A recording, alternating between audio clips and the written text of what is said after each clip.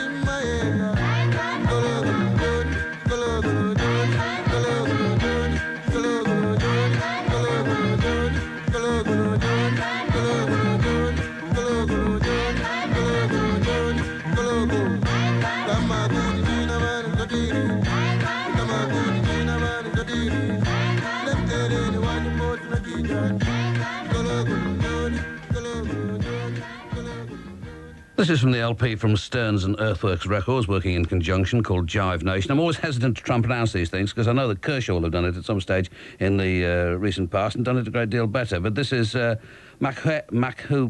Echobelly. He'll know exactly how it should be said. Anyway, I think I'll probably leave it and check with him first, but it starts.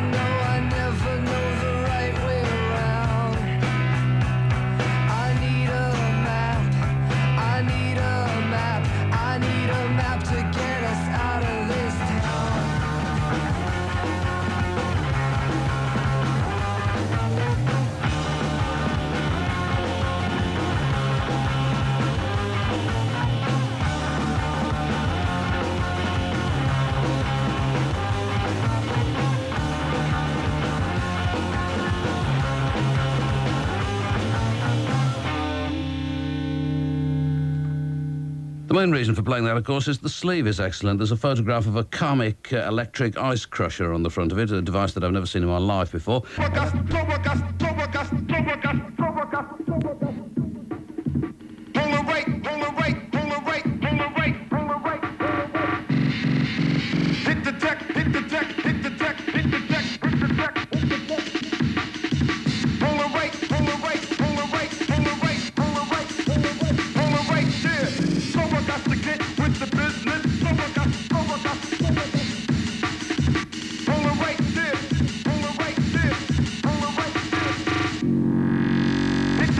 Hit the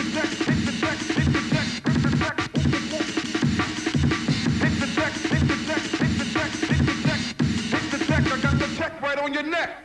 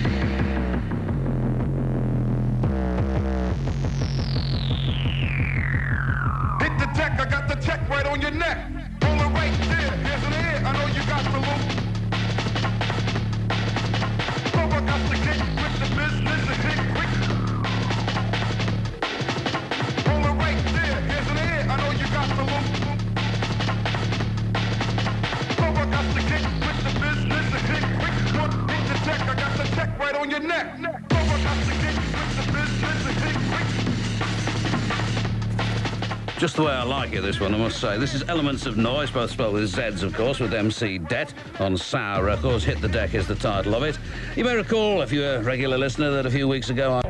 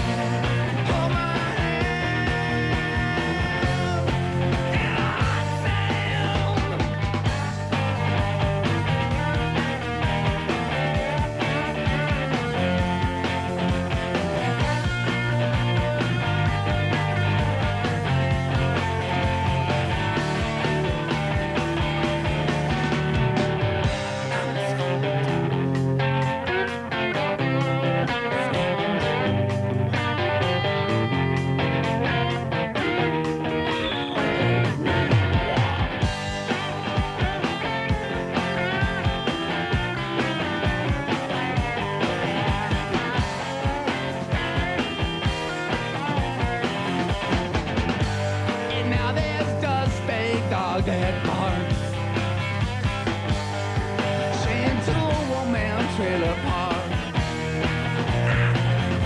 But down in the valley where there used to be the farms, Dr. Digger found a room full of arms. I heard them say, hold my hand, we'll walk in the hot sun. Hold my hand in the hot sun. I'm a skeleton man. Hold my skeleton. Hold my skeleton hand.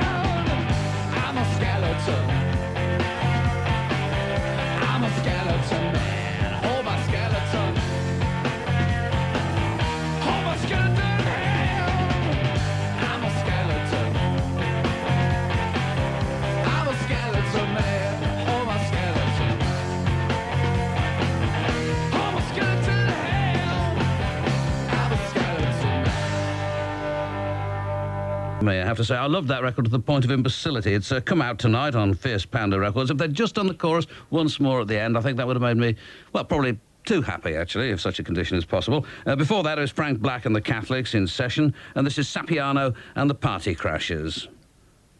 It's done it again, or hasn't done it again. A bad workman always, but don't give me that.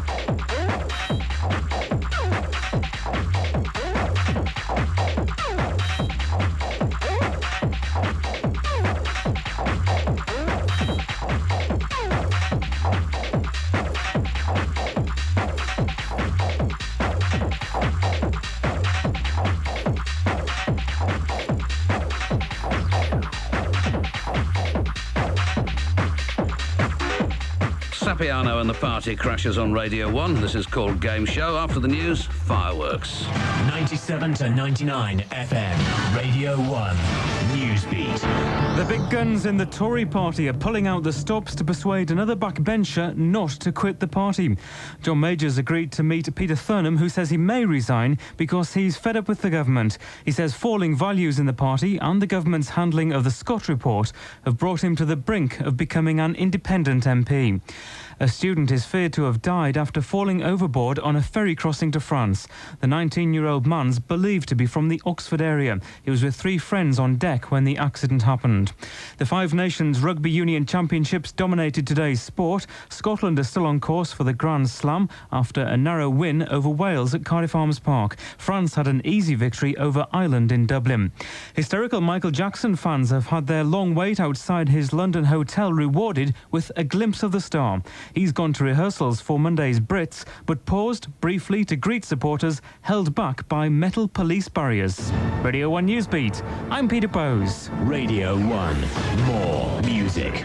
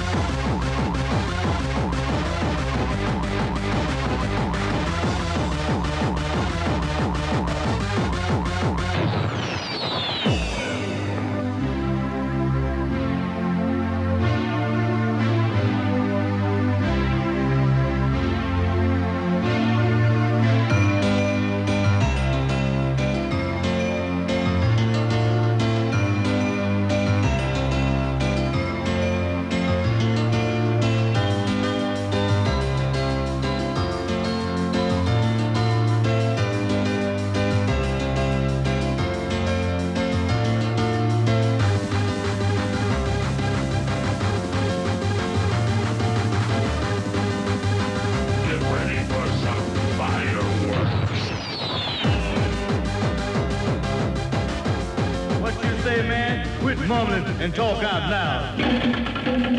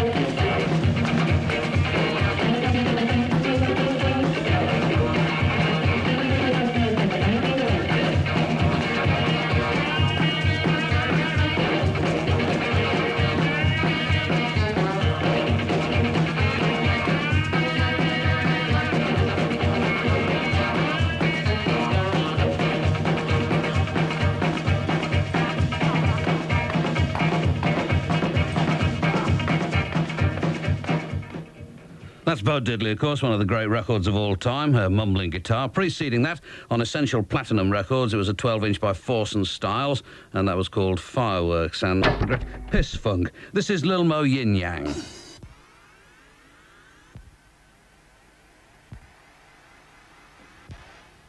You know, this played perfectly well at home, but is it going to play here? There's a bit of a bump in it. No, I think we're okay.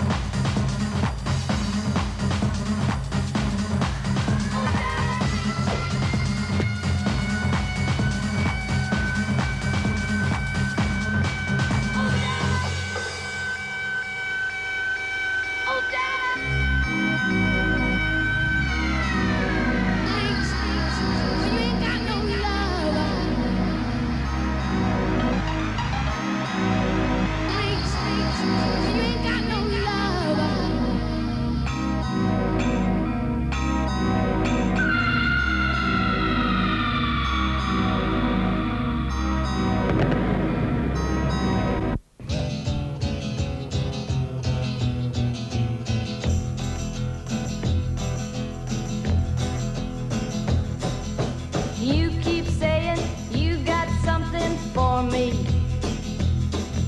something you call love, but confess you've been a messin' where you shouldn't have been a messin', and now someone else is getting all your best. These boots are made for walking, and that's just what they'll do. One of these days these boots are gonna walk all over you.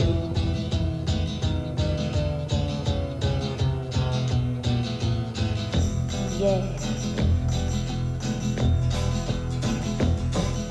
You keep lying when you ought to be truthin', and you keep losing when you ought to not bet. You keep saying when you ought to be a-changin'. Now what's right is right, but you ain't been right yet.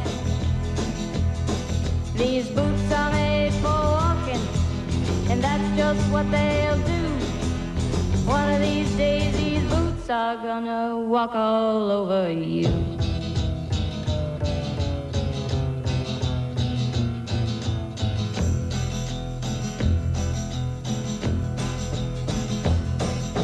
You keep playing where you shouldn't be playing, and you keep thinking that you'll never get burned. Ha! I just found me a brand new box of matches, yeah. And what he knows you ain't had time to learn. These boots are made for walking, and that's just what they'll do. One of these days these boots are gonna walk all over you.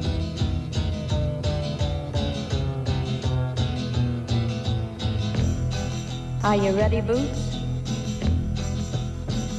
Start walking.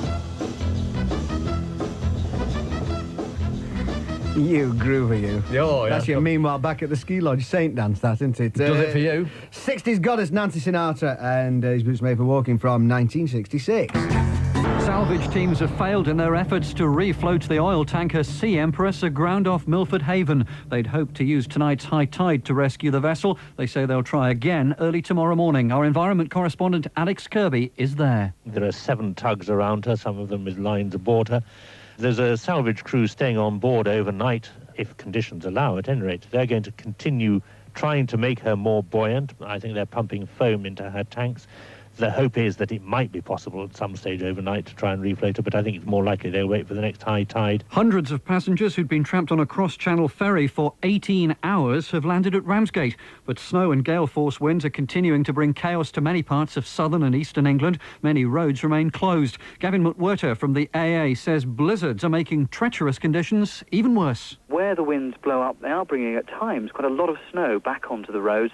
Although snowplows have cleared them and gritters have been out, when the snow comes back on again, it's just back to square one again. Anti-terrorist officers have seized significant amounts of explosives and bomb-making equipment in London. Police raided several addresses but say the discoveries were all made in one place. No one was arrested.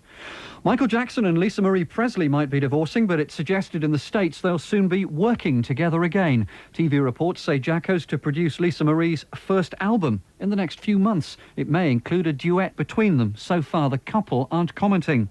And Jarvis Cockers used a gig tonight at the Brighton Centre in Sussex to deny attacking 3 dancers on stage at the Brits last night during Michael Jackson's performance. He told 5,000 fans whatever went on, hitting young children wasn't part of it.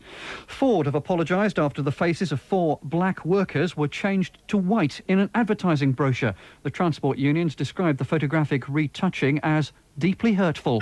Radio 1 Newsbeat. Radio 1 News as it is. This just in from our news desk. In the wake of Jarvis Cocker's alleged incident at last night's Brit Awards ceremony, a conspiracy theory is now circulating the music industry.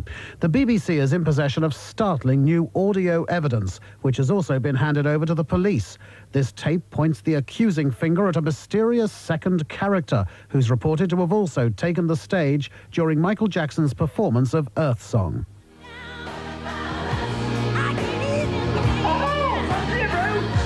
Michael, how you doing? Carry on, mate, you're all right. Hey, you've lost a glove. Only joking. Oh, bloody hell, what's that on the floor? Oh, it's your nose. Only joking. Oh, f***ing hell, it's hot in here, isn't it, Mike? All right, bloody Jim. Hey, you should be in bed by now, you little cat. Radcliffe! Radcliffe! Oi, Scrone! It's Lad! Oi!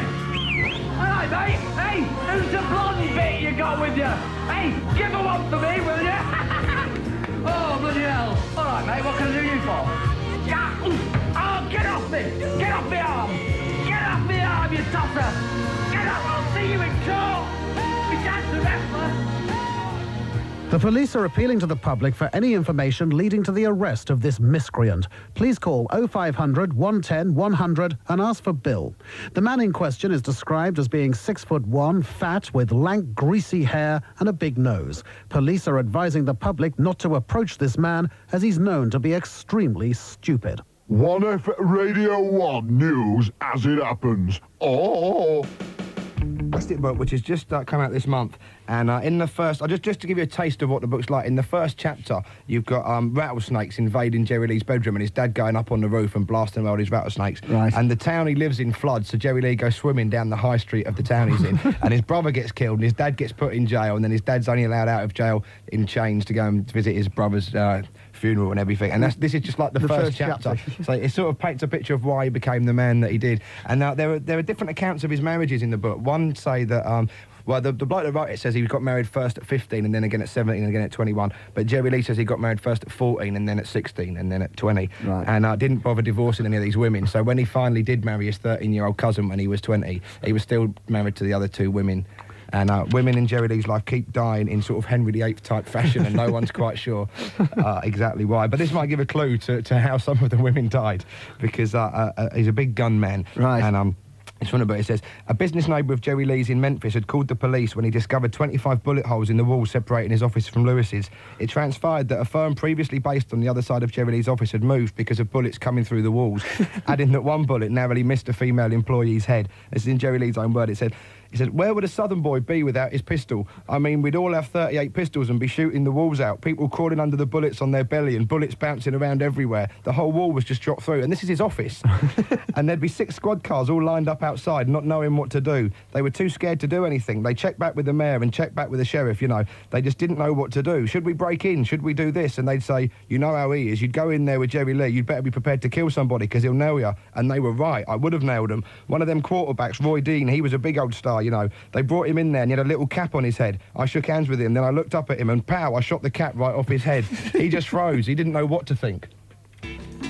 Friday, the 1st of March, Leeds cockpit. That sounds good, doesn't it? And most of the stories do end with just that him just saying, well, I was Jerry Lee, so I did that. Didn't he shoot? He was trying to recreate William Tell's trick, wasn't he? He put an apple on top of his bass players, but instead of sort of definitely removing the apple, he definitely removed the bass player's head. Right, the next story is about him shooting his bass player. In September 1976, the killer also had a $400,000 suit filed against him after a shooting incident in which his bass player, Butch Owens, was injured. Owens claimed in the civil suit that Lewis was drunk when he pulled the .357 Magnum and told him, look down the barrel of this, like as if you would. Lewis then took aim at a Coca-Cola bottle and said, I'm going to shoot that glass or my name ain't Jerry Lee Lewis. Owens also testified that immediately after the shooting, as he lay bleeding from the upper left portion of his chest, where 2 fragments of the bullet had hit him, Jaron, the then Mrs. Lewis, said, did you have to get my white carpet bloody? And then Jerry Lee says, I swore before God one night when we were out in California doing a tour, Butch, when I get you back to Memphis, I'm going to shoot you. That's the next word. When he got back to Memphis, I was at Jaron's house at the time. Butch came on over with Dagwood Mann, a good friend of mine. Dagwood said, Jerry, there's a gun here with a hair trigger on it. I'm looking for a hair on it, so I take the gun and I touch it. Boom, it went off and hit a Coke bottle right in front of me. A piece of the glass hit Butch in the arm, went all the way through it, and he stuttered, I'm shot, and he fell down on the floor. He sued me for $50,000 and he collected, but he was wrong because I couldn't believe that I'd promised I was going to do that to him, which makes no sense whatsoever. And then the moral of the story, in Jerry Lee's own words, the moral of the story is not to have a hair trigger pistol. Right, just remember that, kids. I think that's sound advice. February 29th, going back a bit, it's the Nottingham Pig at Rig.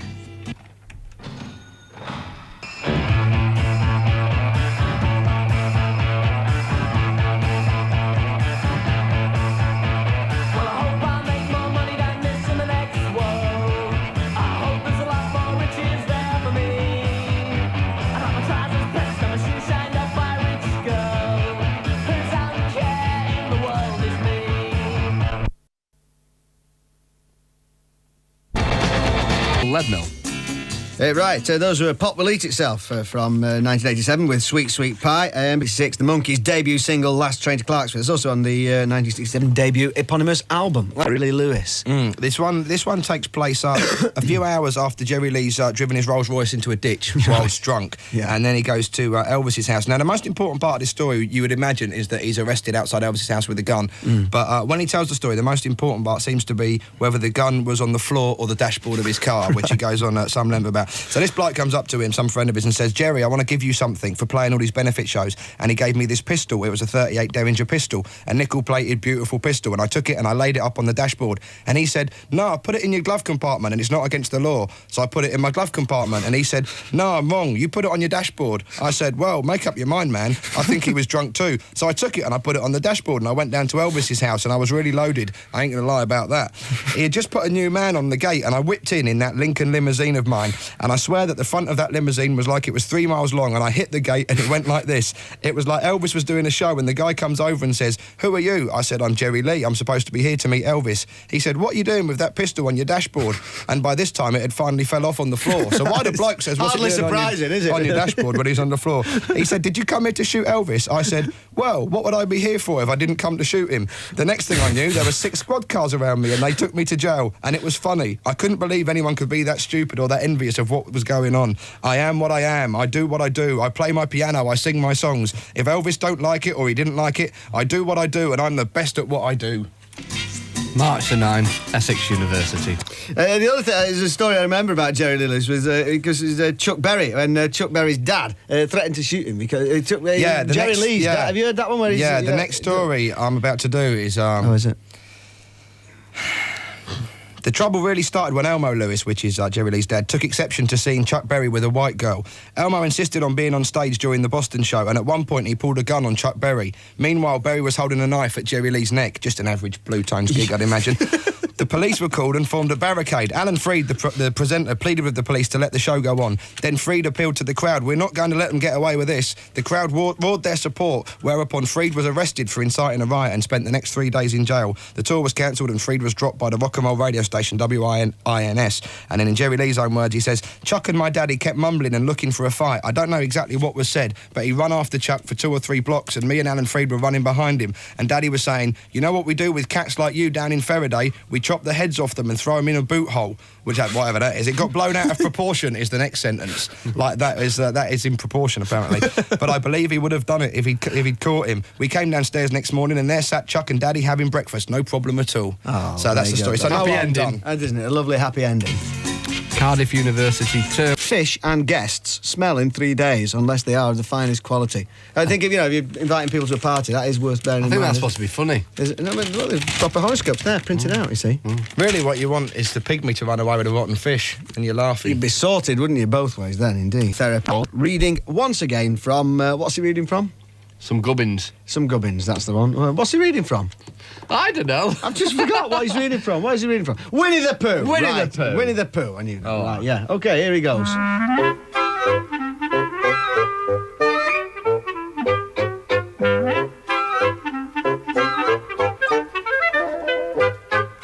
The piglet lived in a very grand house in the middle of a beech tree.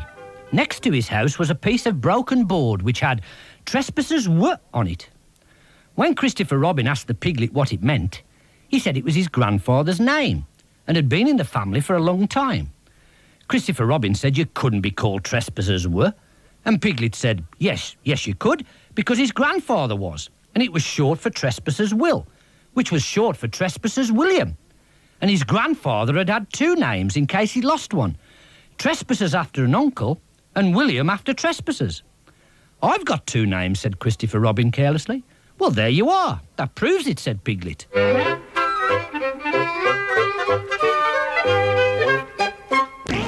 West Mercia police have charged a man with murdering 19-year-old French student Céline Figard. He's due before magistrates in Redditch tomorrow.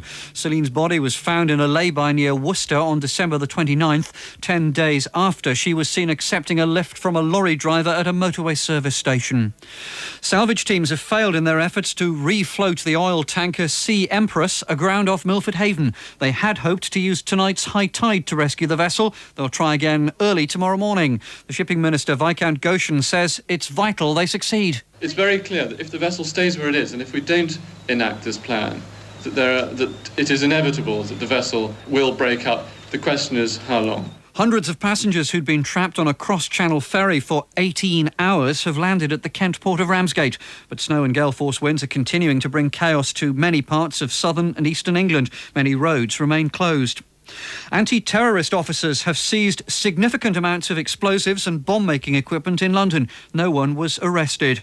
The man killed in Sunday night's bus bomb in the capital was named by Dublin security sources tonight as Edward O'Brien from County Wexford in the Irish Republic. And police now say another man injured in the blast is no longer an IRA suspect. He'd been under armed guard. Gerald Woolhead says the whole family was frightened and disturbed when they discovered what had happened to his brother Brendan, who's still in hospital. It's uncanny. You don't know what to do. You don't even know who to turn to. He was just an ordinary guy, and all of a sudden he's a victim of a bombing, and he's got these armed guards around him. The life of Jerry Lee Lewis. Yeah, I just might as well plug the book again while we're here. Killer by Jerry Lewis and Charles White. And this is the 5th Jerry Lewis biography I've got. Right. And I think it's the best one. There's a great one by Nick Tosh's called Hellfire. And there's also one that Myra, his ex-13-year-old wife, wrote. And there's a great story in that where she says she'd had enough one day and she rings him up on tour and she says, Jerry, I'm going to kill myself now. I've got the gun here. And he says, well, hold it up to the phone so I can hear it going off. And I just... sensitive, so. Yeah. Wasn't he living in Dublin? Is he still living in Dublin? No, I think it was a tax dodge because I think artists don't have to pay any tax in no, Ireland they do get breaks. reason. They do get breaks, but he moved into just a kind of suburban housing estate. The next nice little detached home with a kind of gazebo. The next story I was about to tell was about him moving to Dublin. No, I wasn't actually. No, just the Myra thing is there's this quote where he says, Myra and me, we got together in the back seat of my car. I knew she wasn't a virgin. I must be the onlyest man in the world that married his 13-year-old cousin and she wasn't a virgin. Can you believe that? Mama pleaded with me not to marry her, but I wanted her and I'm a stubborn mother humper. Which actually made sense because it was his mother that didn't want him to marry her. My favourite thing, I think, of the whole book is the quote on the back jacket when he says, I'm always right. Once I thought I was wrong, but I checked it out. I was right. But the final story I'm going to tell is just a bit of nothing, a bit of Jerry Lee bragging about something. He says, to me, a piano is like a lady. You have to show it who's boss. Yeah, I was playing Yorktown, Virginia one time, and the piano they'd set up for me was a big old baby grand, and it didn't have too many notes working on it. I started playing it, and I said, Jesus, this is ridiculous. And I got real mad and started kicking it, because I'm a pretty serious person when it comes to my piano. I kicked it out of the club, down the sidewalk, and I kicked it into the ocean. I swear to God this is true. I think they set me up with this piano as a joke, but the joke was on them when the thing sunk in the ocean. The audience followed me along the dock. I said, if it don't float, then Jaws done got it. Well, just another Jerry Lee story. It's profound, isn't it? Profound, right. They're justified and they're ancient and they like to roam the land. Just roll it from the top. They're justified and they're ancient. I hope you understand. They called me up in Tennessee. They said, Tammy, stand by the dance. But if you don't like what they're going to do, better not stop them 'cause they're coming through. Bring the beat back. All bound for the moonland.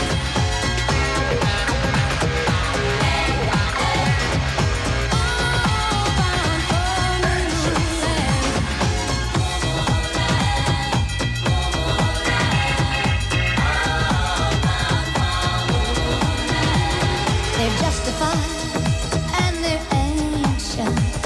they drive an ice cream van. Just roll it from the top. They're justified and their action was still no master plan. To the bridge, to the bridge, to the bridge. The last train left an hour ago.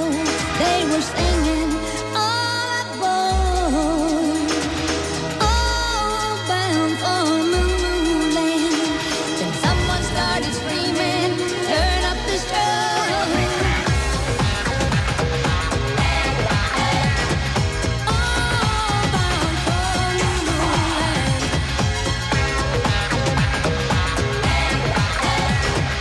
All bound for Moo Land. Justified and ancient and justified. Rocket took the rhythm and the ice cream down with the plan and the key to enter moo. Vibes from the tribes of the jams. I know where the PD's at, cause I know what time it is. Free on the dial, make mine at 99. You style meanwhile, moves on the mission while fishing in the rivers of life. Fishing in the rivers of life. Fishing in the rivers of life. Fishing in the rivers, fishing in the rivers, fishing in the rivers of life.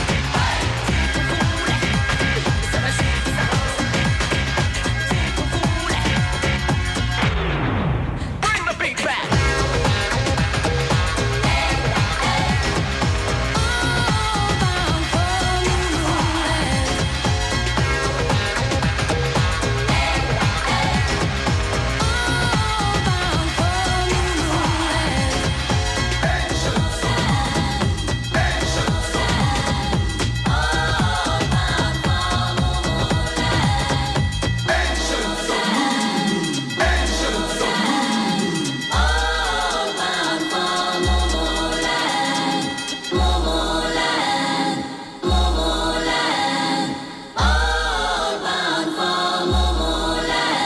This is the Children's Hour from the North. Hello, children. Hello, children. Hello, children.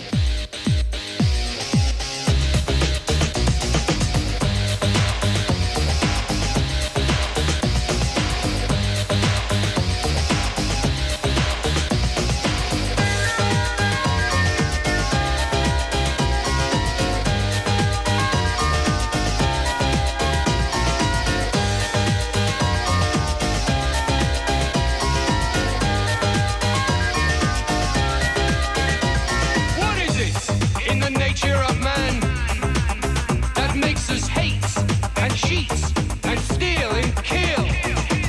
Why do people get off on bigotry, intolerance and racial intolerance?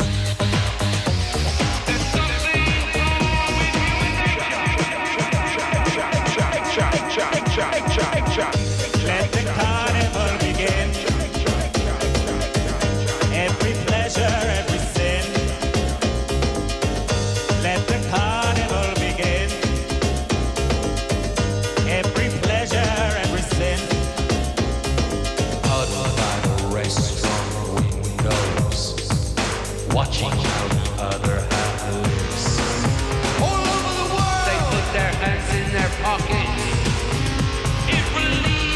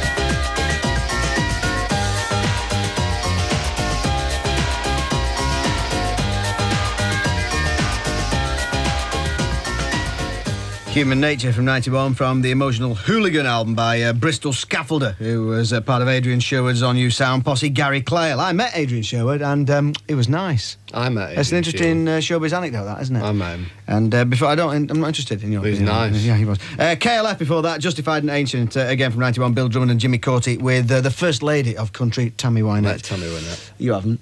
She's nice. She is nice, yeah. What do I get? I only want to bend the state to the end. What do I get? What do I get? Oh, what do I get? What do I get? Oh, what do I get? I'm in distress, I need a caress. What do I get? I'm on the make, I just need a break. What do I get? What do I get? Oh, what do I get? What do I get? Oh, what do I get?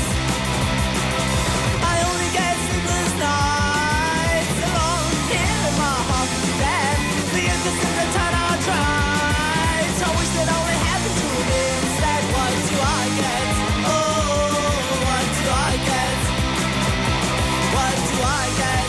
Oh, what do I get?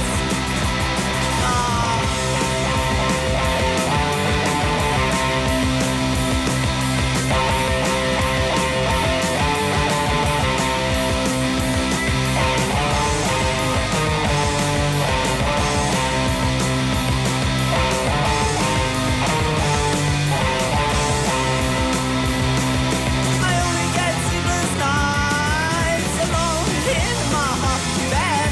The interest in the town I ride. I wish that only happened to me instead. What do I get? Oh, what do I get? What do I get?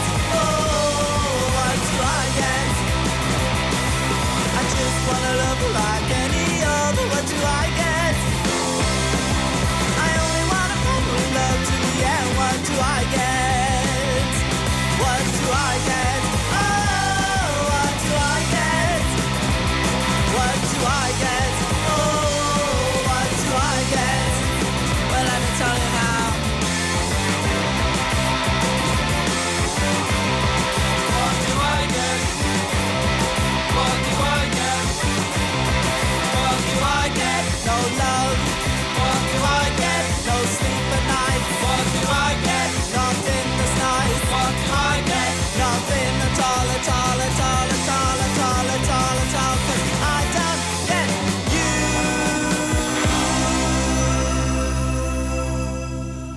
The oil tanker Sea Empress has been successfully refloated from the rocks where it's been aground since last Thursday. But 70,000 tonnes of oil has spilled from its tanks. More is still leaking out. Phil Stennett from a local wildlife centre has already started treating birds affected by the slick. He says they'll soon be overwhelmed. We've only got 2 washing stations, and as you've seen, washing the birds, they can take from an hour to an hour and a half for each bird. Well, if you have hundreds of birds, that's, as you see, we just could not cope with them. And local fisherman Nick O'Sullivan says the spillage has been a disaster for local boats. It is a disaster for them at this stage. They're going to suffer terribly. The future does not look good for them at all. The American government says it's reviewing whether to allow Sinn Féin to continue raising funds there. A State Department spokesman also said they hadn't yet decided whether to renew Gerry Adams' visa to visit the country. Meanwhile, the IRA's confirmed that the man who died in the London bus explosion was one of its members.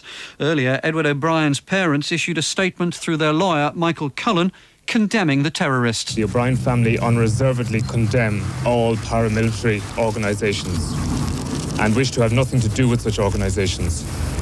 They do not want any paramilitary involvement in the funeral of their son. Firefighters in Blackpool have blamed hoaxers for the death of a 5-year-old boy. Jason Walsh died trapped in an upstairs bedroom whilst 2 fire engines which might have rescued him were called out to a malicious false alarm. Bailiffs and police officers have forcibly removed campaigners from a treetop protest on the route of the M66 in Greater Manchester. About 50 demonstrators had been trying to stop an 11-mile extension to the motorway. 700 jobs are being lost at Cummins diesel engine plant at Shotts in Lanarkshire. The government tried to persuade the company not to pull out of Scotland, but without success. Former England boss Graham Taylor is going back to Vicarage Road as general manager of Watford Football Club. More details should be released at a news conference tomorrow. Jingle bells, jingle all the way. Oh, what fun it is to ride in a one-horse open sleigh. Hey! Jingle bells, Batman smelt, Robin laid an egg. The Batmobile lost the wheel, and the Joker got away.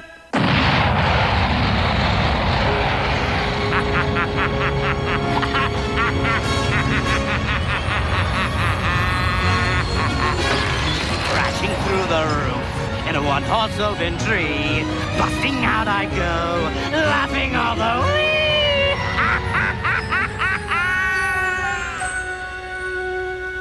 Come on, Batman, it's Christmas Eve. Let's kick back and get into the spirit.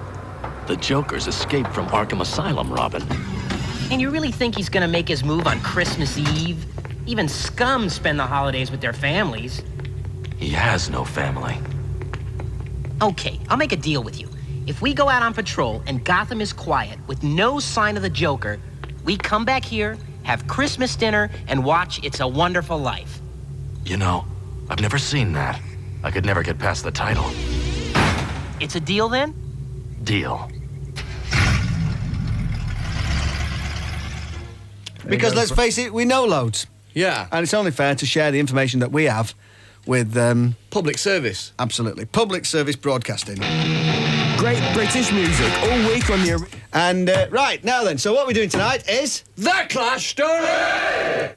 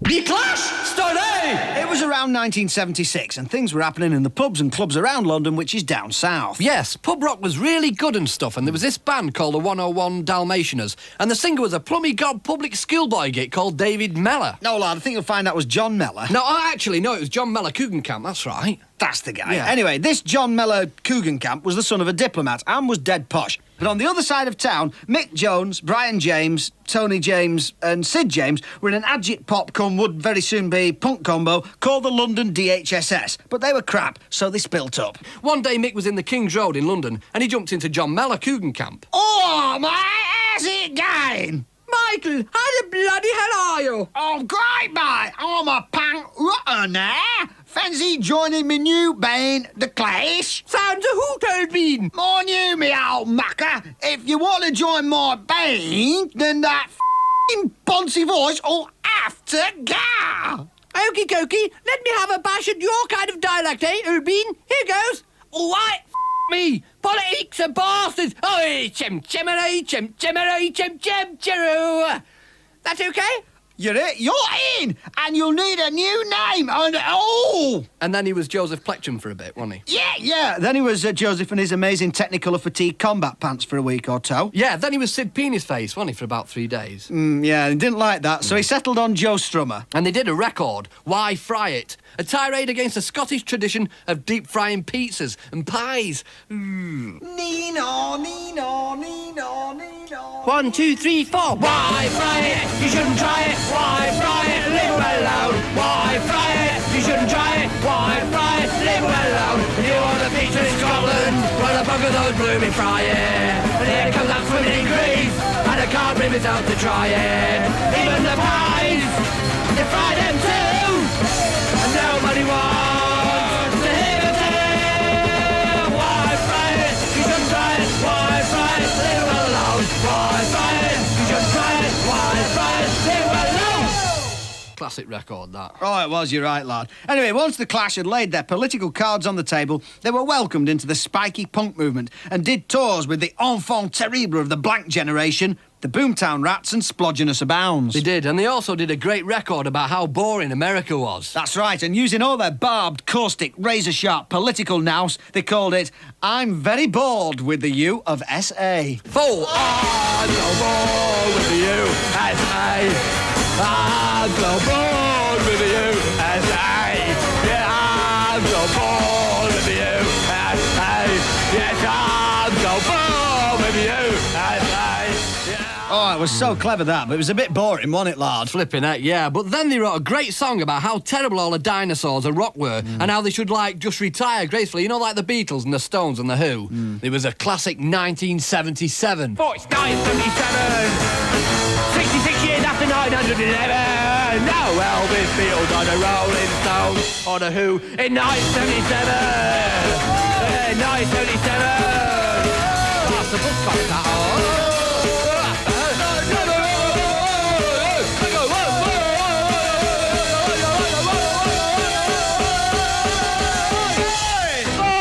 Was that funky enough?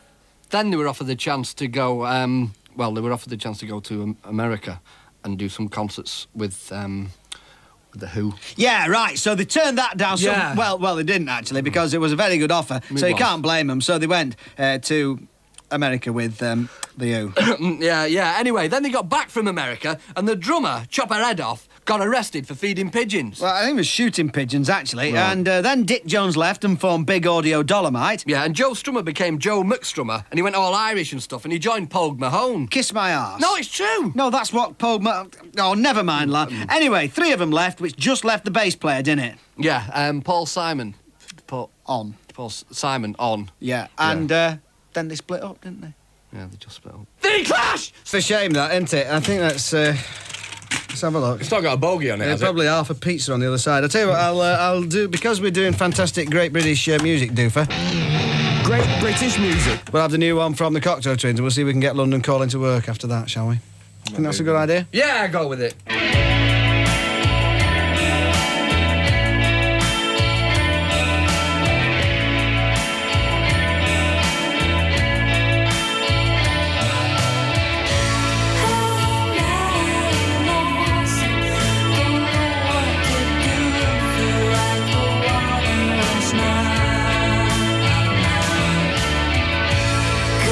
Just hold me, don't feel safe enough to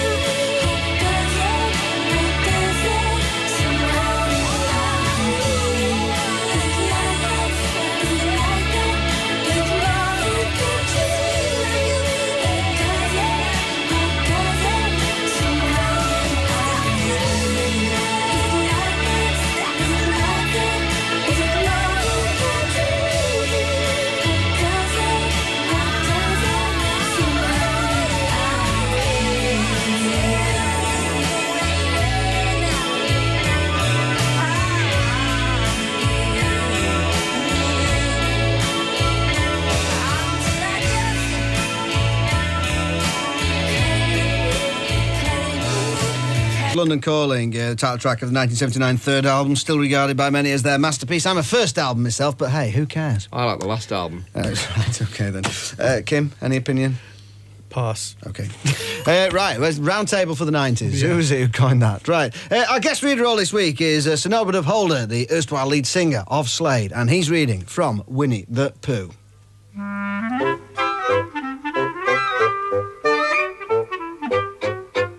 Hugh Williams. Rate British music. Cretin Hop, right? You got that? Ramones, Cretin Hop. ATV, you bastard. Controls for Miser Rate. On tomorrow night's programme, Mark Kermode with Cult Film Corner, and Wendy Lloyd is next. We'll see you tomorrow. Ta-da now. Ta-da.